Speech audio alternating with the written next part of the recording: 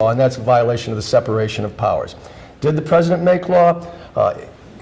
President Obama asked Congress repeatedly to pass laws. They failed to do so. It's a do-nothing Congress, as not only this area, they haven't passed anything in President Obama's years in office or President Trump's years in office.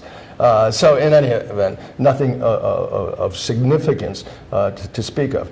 This Congress, Sessions' point is that they said no to this. The fact is that they didn't pass it. But the president has the authority to prioritize, and that's what he did under his executive action, and gave the criteria where DACA could, where Dreamers could remain in the country.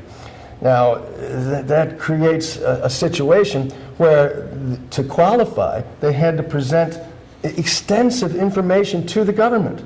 That raises Fifth Amendment issues.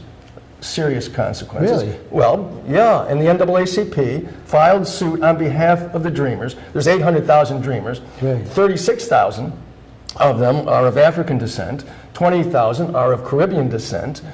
So there's over 50,000 Dominican and so on. So over 50,000 we're talking about of people basically of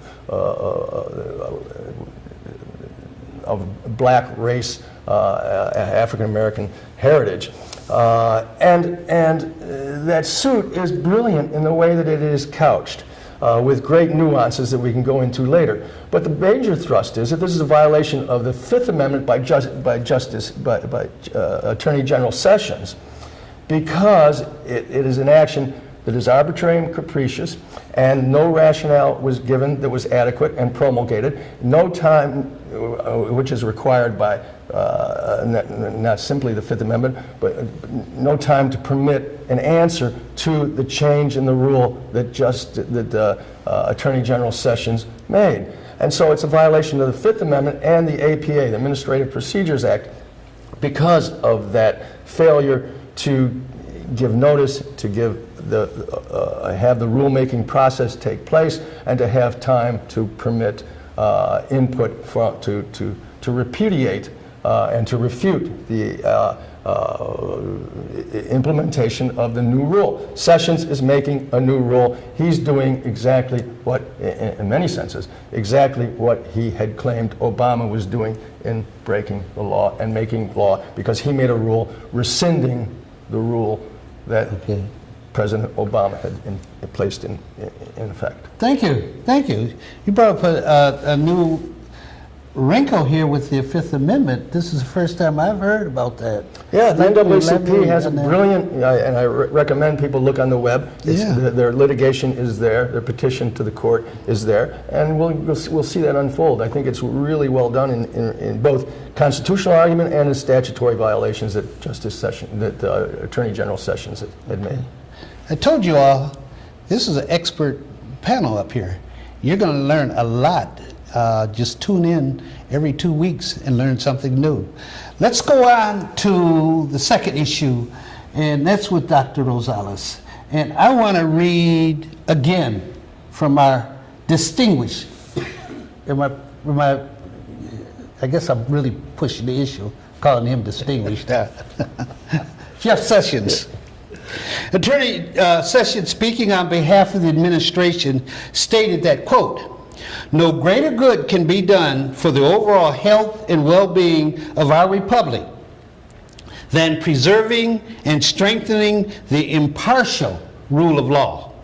Societies where the rule of law is subject to political whims and personal biases tends to become societies afflicted by corruption, poverty, and human suffering."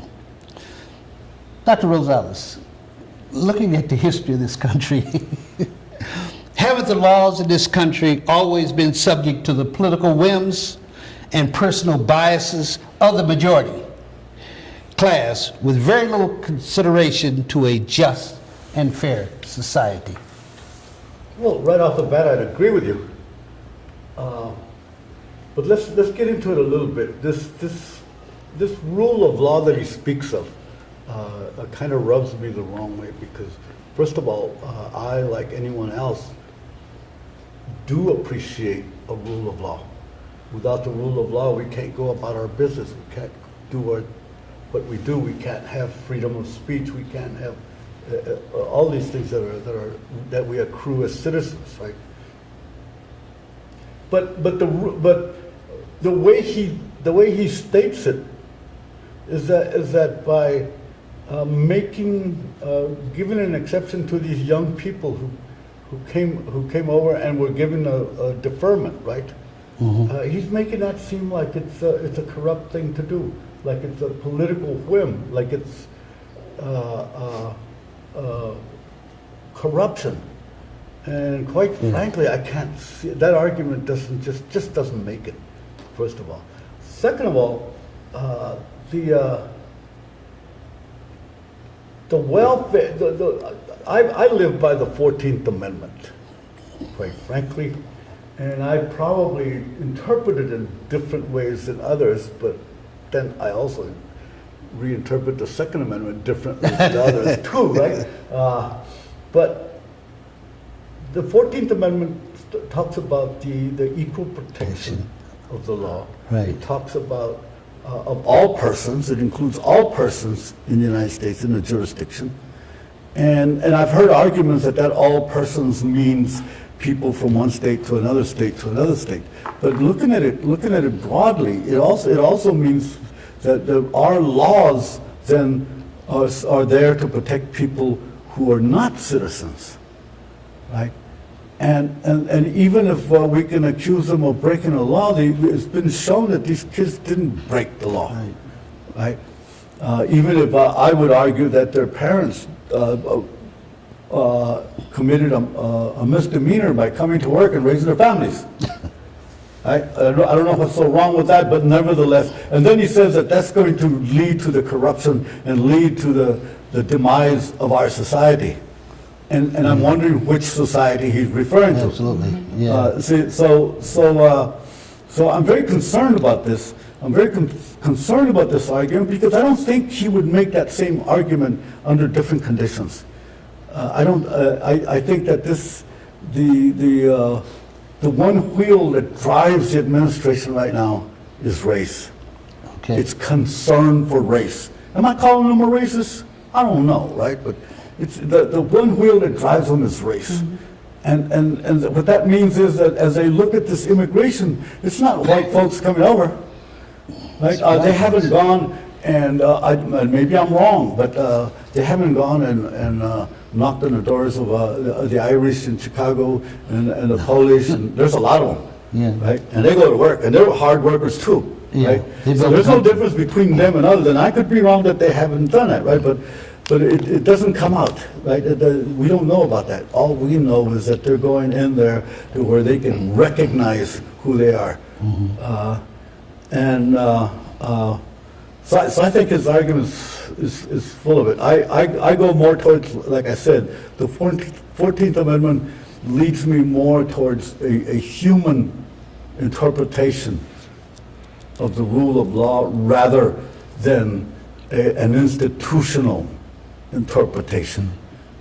Okay. Just one parenthetical. Yes, sir. And the 14th Amendment applies to the states, but there is that in the exact equal protection clause that you're referring to, incorporated through the due process clause of the Fifth Amendment, and that's part of the argument that the NAACP is making, is that there's an equality component to the Fifth Amendment's due process, which the United States government shall not deprive any person of life, liberty, or property without due process of law. Part of the liberty is that equality component. That clarifies it, because I was wondering, just as Dr. Rosales, why the NAACP would use the Fifth Amendment. Fifth Amendment instead applies to the of United States 14th. government. Right, yeah. The 14th Amendment applies to the states, yeah. But that's been a reverse incorporation, as constitutionalist scholars would call it, as an equality component in the due process clause of the Fifth Amendment. Fifth Amendment. Applicable to the, yes, and Okay. applicable to the United States government. Okay, thank you. Okay, let's turn to our third issue, to Professor Richardson over here. And again, we'll give old Jeff Sessions a break and move to a member of the U.S. Civil Rights Commission, a man by the name of Peter Kirsanow, appointed, by the way, by George W. Bush and there was a lot of controversy about him even getting on the Civil Rights Commission. So maybe I'm prefacing that so that people understand his position as a black man, the so-called black man. He opposes allowing undocumented workers, and let me stop just for a second. I get so sick and tired of these people saying illegal. So wherever I see illegal, I change it to undocumented, because I don't believe anyone is illegal. It's like Dr. Gambetta said in his class, I remember years ago, the use of terminology dictates how people can be treated. Illegal makes it easier to mistreat somebody than undocumented. No. Or like savage, you can kill the Indians because they're savages. Nigger, you can kill black people because they're niggers. And the way they use terminology, and I think what we've seen a lot of in this is the terminology illegal, because that sounds worse than just undocumented. I just want to get that little bit in there. So let me get back to I just want to put one parenthesis. Yes, That's my last one. And that is that now there is documentation because the Dreamers themselves provided it to get certified as official Dreamers at this Right. point. So there's lots of documentation, not only about themselves and what they do and where they go to school and where they work, but also about their families and the extensive families that they have, which raises other issues for others that they were required to submit in order to qualify as DACA status. So undocumented is not even applicable. Pretty much so, right? I think that's probably correct. Right. Okay. Back to Professor Richardson. Well, this man, Kirsanow, opposes allowing undocumented workers into the country because it can have profoundly negative impact on the black community, especially with regard to black men competing with immigrants in the workforce. Is he correct? And are those people like Umar Johnson, who's becoming a big spokesman somehow for the black community, are they correct? And is that a strong reason for black America not to support the undocumented workers' rights to earn a living in this country? Thank you, sir, for the question. Personally, I think it's crap. I think what it is it's trying to set us up into a us versus them mentality, because it's got us scrambling for those 5 scraps that have been left by everybody else. Okay. What happens is that I don't agree with Mr. what was his name, Kirsanow? Kirsanow. The reason why I don't agree with that is because, first off, he's referring to the study for the Civil Rights Commission, and it doesn't make any distinction between undocumented immigration versus documented immigration, which is one problem. So it seems like they have a problem with that. And then it doesn't really describe whether or not they're talking about black men that are already outside of the workforce or black men that are kind of stuck at the bottom of the workforce. Now, personally, for me, if I had an axe to grind about that, I'd be more concerned with the fact that it seems that there are employers who are taking advantage of that. So we should be looking at those employers to find out how we are able to get equality in terms of economics, how we can offer better jobs, how we can offer better wages in those particular positions, not how come they've been kind of stuck down at the bottom, and now you've got 2 black men who are struggling for jobs that so-called DACAs have now. I think that's a bad argument to make, and I think Mr. Kirsanow is trying to do that because, again, it's taking us to an us versus them mentality. It doesn't wash with me. The other situation that I have with that is that in the last, the last State of the State address that Governor Rick Perry did, he talked about how he's gone across the nation trying to bring jobs up to Texas, how Texas is supposed to be so business friendly, how we have jobs in the low wages, the high wages, the minimum wages. And the problem that I have with that is that how do you continue to talk about those low wage jobs when you know that we have people that need to be cross-trained? So how come we're not training these people to get better jobs? How come we are not training people so that they can provide better for their families, where they're working at Walmart 20 hours a week, McDonald's 20 hours a week, and they're doing all of this just to make sure that they can make ends meet? For me, that's the bigger issue.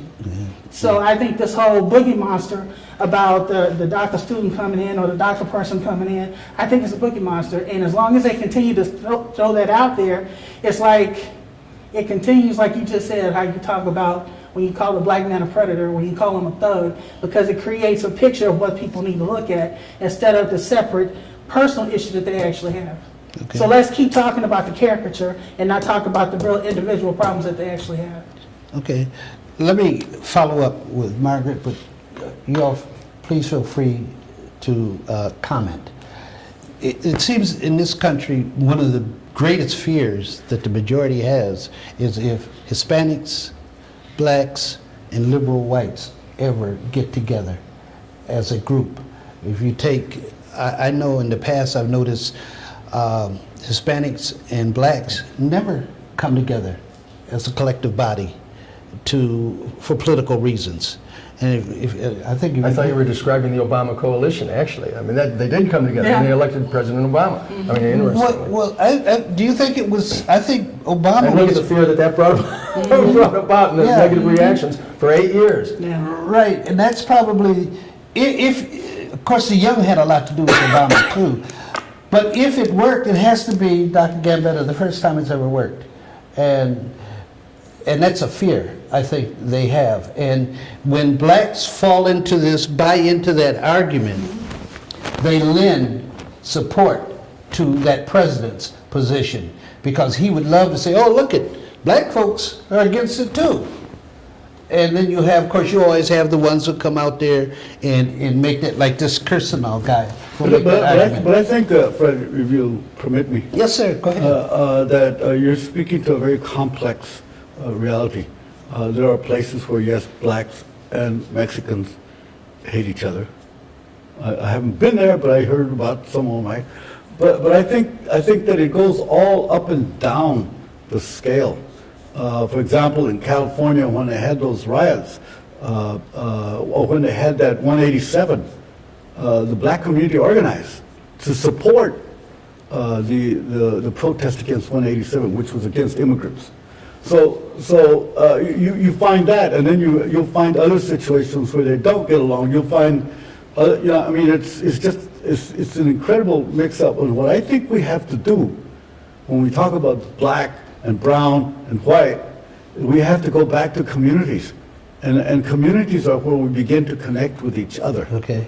Right? And I think it's possible. I think it's always possible. They did it with Obama, right, as communities. Maybe they didn't know exactly that they were doing it together, but they did, right? So I would argue that I think you're overstating that. That I don't use the word Hispanic. I explained that. I know, right? you don't, yeah. The Hispanic eliminates the Indian side of me, so I don't want to use that, right? Call me Latino, call me Mexican, whatever, right? But I think that we have to consider that factor, and I think that there's been a lot of situations. For example, when they started the Martin Luther King March here, the first committee, my wife was on the committee. She was working with them. She may not get credit today, right? But she was there. She was sitting there and she was working with them, and she raised some issues that she thought were important. And my wife was very unassuming, so she just walked away and never bothered to try to take credit or anything else. Right? Takes her husband to talk shit, right? But my point is that yes, there is history of antagonism between blacks and Mexicans and other Latinos. But yes, there's also a history of people working together and people overcoming those biases. Remember when you and I talked about what we have to do with the young is teach young Chicanos about black history and young blacks about Chicano history and get them to know each other.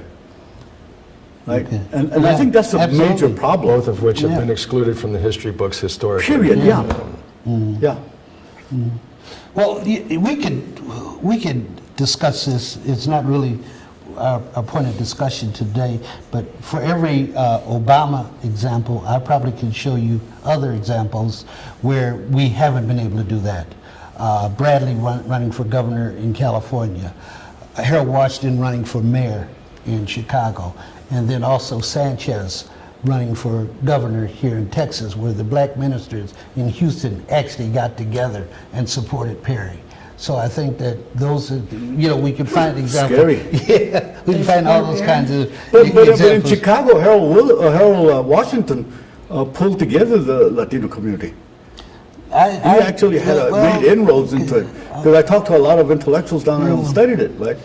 Well, I was, so I don't know. I mean, I was pretty much involved in that. and Yeah, no, but I saw a lot of, Okay, but that's not literature on it. our issue today. We have about Okay. 3 minutes left here. The ideological slant that you're talking about, Dr. Rosales, it's a right-wing ideology. And when people talk about the rule of law, I think it always brings me back to Dr. King's letter from the Birmingham jail. Laws are not necessarily good things. Justice is good. And so the question is, if you're passing laws, are they just laws? And I think this country has a terrible, terrible history of passing bad laws. Talk about segregation in the South for years. Is there a morality standing behind the law that is promulgated? Yes. And also, omission is also a moral or immoral act. When the Congress refuses to pass laws, when they see the need that is made of individuals, such as the Dreamers in this instance, Right. and does nothing to take action. In a sense, I respect Attorney General Sessions in his argument that here's 6 months. We give you a 6-month window to do something, to do your job, to pass law related to the Dreamers. Do what is the responsible thing to do, and to act rationally and with some compassion for people that have been raised, that were brought here at a very young age, that were educated here, that were that lived in our neighborhoods and communities, were socialized into the American way and the American way of life, and are for all intents and purposes Americans who are contributing incredibly to our society. In the institute that you referred to, the Institute of Law and Public Affairs at the University of Texas at San Antonio, the best student I had was a Dreamer. No question about it. She went on to my alma mater and got a 4.0 there. Just an amazing, brilliant student who was a Dreamer and has gone on to work in New York City and so on, and ultimately wants to come back here. I got married and so on subsequently.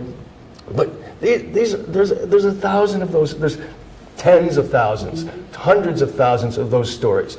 And something needs to be done, and it's Congress's ultimate responsibility. If not, President Obama took the right action using his executive discretion, and the courts have always deferred to that executive discretion, not always, but 95% of the time deferred to the authority of that executive discretion as sacrosanct. Otherwise, the judiciary would be intervening into the executive realm of government. And it's pretty clear in the administrative state that we have that the president has such executive power. Okay. Closing statement? Dr. Yeah, Rosales? yeah. My closing statement is that I don't see Sessions arguing, doing it with good intentions. It almost sounded, I know you didn't mean it that way, but that he's going to allow the legislature to look at it with compassion. They're not going to look at it with compassion. They're going to look at it in terms of the rule of law, whatever that means, right? They're going to look at it in terms of their base. They're going to look at it in terms of the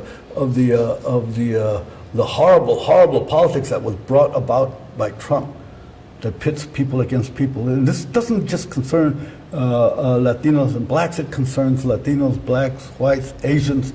I mean, I'm telling you, it's a horrible situation we're in, and the sooner we begin to address those things, the better off we are. Closing statement, Dr. Gambetta? To borrow from Lindsey Graham, a Republican from South Carolina, his rhetoric anyway, that if Congress does not do the right thing on this issue, this Congress will turn in 2018. And it will turn Democratic, because the country, you're talking about 75, 85%, depending, 85% of the country recognizes and has compassion for, recognizes the worth of the Dreamers, and that they should be allowed to remain, and they agree with President Obama's position on this. So it's time for Congress to act. And if the Trump administration and Sessions, Attorney General Sessions, were to start to deport the Dreamers that have done nothing wrong, it would be catastrophic in the next election for them. Okay. Closing statement, Professor? Yes, sir, thank you. I think basically 45 has us stuck in a position that we're kind of screwed either way. And he set it up that way because he's trying to keep the smoke off of him, because there are other situations that might end up getting him thrown out of office. So I think he's trying to take away what's going on here as a way of, okay, well, you know, let's I'm gonna rescind it, but then I'm gonna give you time to work on it, and then we'll see what happens with that. So he's just kind of kicking the can down the street, giving him enough time to straighten up everything else that's going on the other side. Personally, it's a smokescreen for me, and I can't wait until the day that we can get him out of there. Okay, thank you, my guests. They will be back with me in 2 weeks, where we'll be taking on another issue of importance to the American people, not just the American people, nationally and internationally. So at this time, I'd just like to sign off discussion with Frederick Williams, and I'll see you in 2 weeks. Thanks, Professor.